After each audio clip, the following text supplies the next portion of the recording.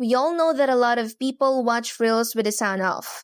And if you're not using captions, you're missing out on a huge chunk of your audience. The great news is that in 2025, Instagram's automatic captioning feature is better than ever. I'm going to show you exactly how to add them to your Reels in seconds. First, go into the Instagram app and start creating a new Reel. You can either record a new video on the spot or upload one you've already made from your camera roll.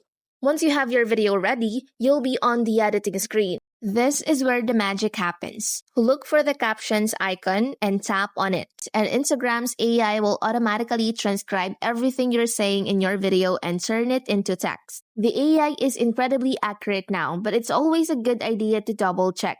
The text will appear on your screen and you can tap on it to make any corrections. From there, you can change the font, adjust the color, and even change the background to make your caption stand out. You can also drag the text anywhere on the screen you want. Once you're happy with how it looks, just tap Done and your captions are ready to go. And that's it. It is a simple, fast process that makes your Reels more accessible and engaging for everyone who watches without sound. Make sure you use this feature on all your videos to get the best results.